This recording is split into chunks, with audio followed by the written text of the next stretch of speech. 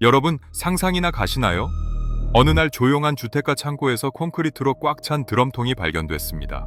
그것도 하나가 아니라 여러 개가 줄지어 있었죠. 경찰이 그 무거운 콘크리트를 깨부수자 그 안에서 나온 건 여러분이 짐작하는 그게 맞습니다. 형체를 알아보기 힘들 정도로 훼손된 참혹한 시신들이었죠. 그런데 이 끔찍한 지옥도를 만든 주범이 누구였는지 아세요? 놀랍게도 그냥 동네에서 흔히 볼 수 있는 평범한 인상의 60대 할머니였습니다. 도대체 어떻게 된 일일까요?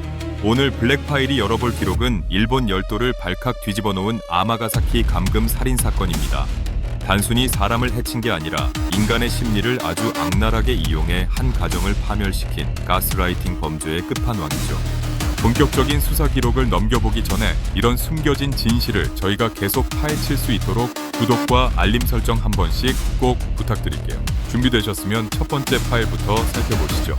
모든 비극은 아주 사소한, 정말이지 너무나 사소해서 소름 돋는 우연에서 시작됐습니다. 시계를 돌려 2000년대 초반 효고현의 한 기차역에서 있었던 일인데요. 유모차를 끌고 가던 한기 주부의 가방끈이 전철문에 살짝 끼이는 작은 사고가 발생했어요. 당황한 주부 앞에 마치 구세주처럼 나타난 여자가 있었습니다. 바로 이 사건의 주범, 스미다 미요코였죠. 그녀는 영무원에게 불같이 화를 내며 대신 항의해주고 놀란 주부를 다독이며 과도할 정도의 친절을 베풀었습니다. 세상에, 많이 놀라셨죠? 제가 집까지 바래다 드릴게요. 이런 호의를 누가 의심하겠어요. 그런데 이게 바로 미요코가 던진 치명적인 미끼였습니다. 그녀는 이 작은 인연을 빌미로 피해자의 집에 자연스럽게 드나들기 시작했는데요. 처음엔 맛있는 반찬을 가져다주고 남편 흉도 같이 봐주면서 세상 둘도 없는 친한 언니 행세를 했습니다. 심리학에서는 이걸 호감의 원칙을 아주 교묘하게 악용한 사례로 봅니다. 우리는 자신을 좋아해주고 편들어주는 사람에게 한없이 약해지잖아요. 미요코는 그 점을 파고들어 가족들의 경계심을 완전히 무장해제시켜버린 겁니다. 그렇게 가족의 신뢰를 얻는 데 성공하자 스미다 미요코는 서서히 아주 은밀하게 본색을 드러내기 시작합니다. 어느 순간부터 가족들의 식사 메뉴를 정해주고 부부싸움에 끼어들어 판결을 내리는 등 집안의 가장 노릇을 하기 시작한 거죠. 친절했던 이웃집 언니가 순식간에 집안을 좌지우지하는 독재자로 돌변하는 순간이었습니다. 그런데 말이죠. 여기서 정말 미스터리한 점이 있습니다. 왜 가족들은 그녀를 진작 내쫓지 못했을까요? 멀쩡했던 성인 남녀들이 왜 이 늙은 여자의 말에 꼼짝없이 따르게 되었을까요? 그 소름 끼치는 심리 지배의 메커니즘, 그 첫 단추가 어떻게 잘못 끼워졌는지 다음 장에서 더 깊게 파헤쳐 보겠습니다. 이제부터가 진짜 지옥의 시작입니다. 미요코는 가족들을 하나로 뭉치게 하는 게 아니라 철저하게 갈라치기 시작했어요. 가장 먼저 한 일은 벌금과 반성회라는 명목으로 가족들의 경제권을 완전히 뺏는 것이었습니다. 사소한 말실수 하나에도 수백만 원에서 수천만 원의 벌금을 매겨서 집안의 모든 돈을 갈취했죠. 돈줄이 막히니 가족들은 당장 먹고 살기 위해 미요코의 입만 바라보게 된 겁니다. 여기서 더 악랄한 건 미요코가 직접 손을 대지 않았다는 사실이에요. 대신 가족 중에서 타깃을 정합니다. 그리고 다른 가족들에게 명령해요. 저 사람이 우리 집안을 망치고 있으니 너희가 벌을 줘라 라고 말이죠. 내 부모를, 내 형제를 내 손으로 때리라니요? 처음엔 다들 거부했지만 미요코는 여기서 심리학의 사회적 증거를 조작합니다. 남편에게는 아내가 잘못했다고 하고 아이들에게는 아빠가 나쁜 사람이라고 끊임없이 세뇌했어요. 온 집안이 한 사람을 비난하는 분위기가 형성되니 거부하던 사람도 결국 집단 광기에 휩쓸려 손을 들게 되는 겁니다. 이게 바로 사회적 증거의 원칙이 가진 가장 어두운 단면이에요. 주변 모두가 그렇다고 하면 내 상식은 마비되고 결국 다수의 행동을 정의라고 믿게 되는 거죠. 미요코는 거실 한복판에 상전처럼 앉아서 이 끔찍한 광경을 느긋하게 지켜봤습니다. 가족들끼리 서로를 감시하고 고발하는 그야말로 현대판 원형 감옥이 거실에 세워진 거예요. 세상에 가족이라는 가장 단단한 울타리가 순식간에 서로를 뜯어먹는 지옥으로 변해버린 겁니다. 심지어 도망칠 기회가 있어도 도망치지 못하는 상태가 됐는데요. 이미 미요코에 대한 공포가 절대적인 권위로 자리 잡았기 때문입니다.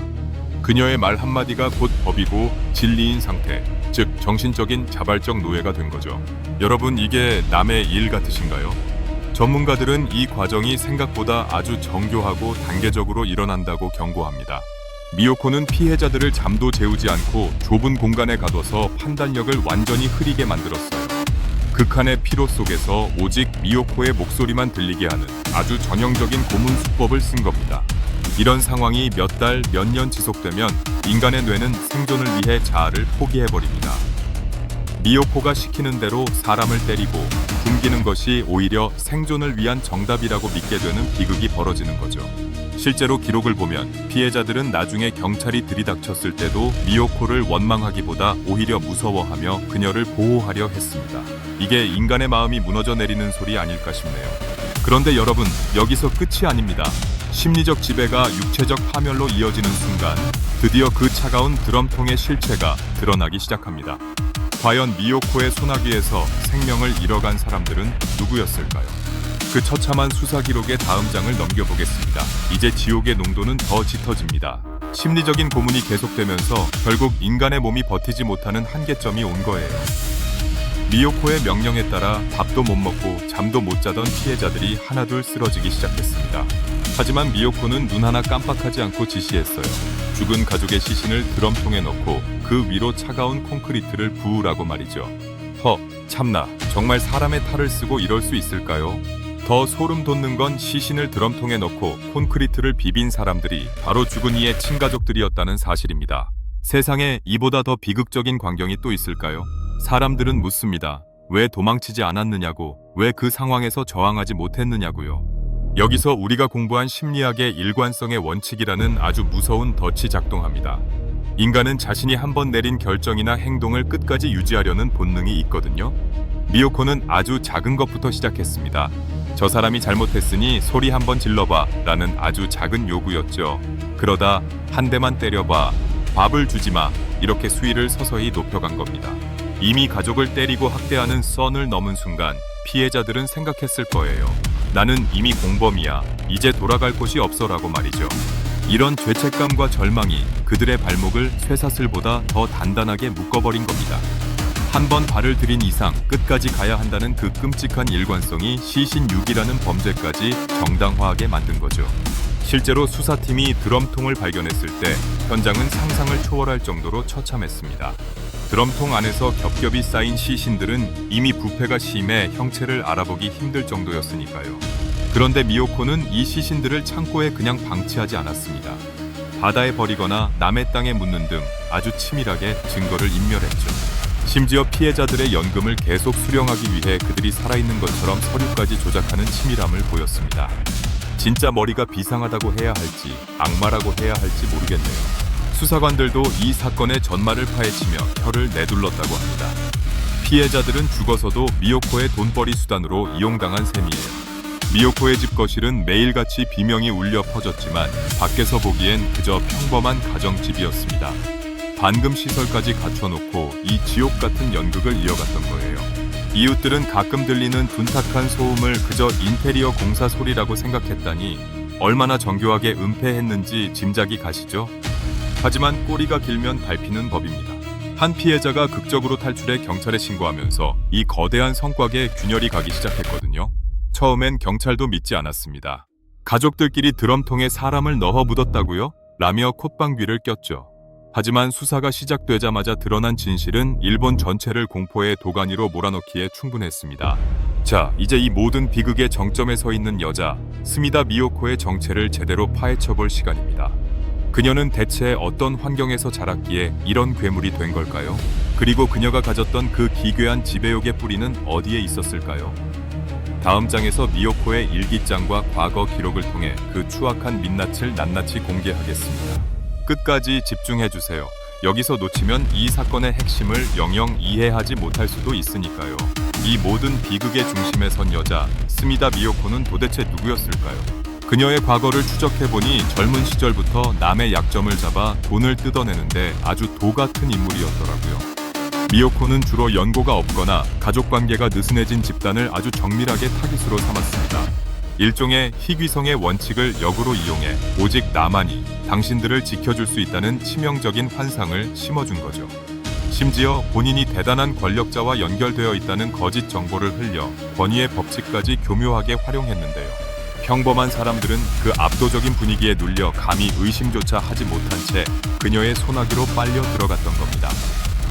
그런데 수사가 한창 진행되며 모든 진실이 드러나려던 2012년 12월 경찰서 유치장에서 예상치 못한 일이 벌어집니다. 미요코가 자신의 티셔츠를 이용해 감시의 눈을 피해 스스로 생을 마감해버린 거예요. 세상에 수많은 사람의 인생을 잔인하게 짓밟아 놓고 정작 본인은 너무나 무책임하게 책임을 회피해버린 거죠. 끝까지 자신의 지배력을 과시하듯 진실을 무덤까지 가져가 버린 셈이라 기록을 보던 수사관들도 허탈함을 감추지 못했다고 하더라고요.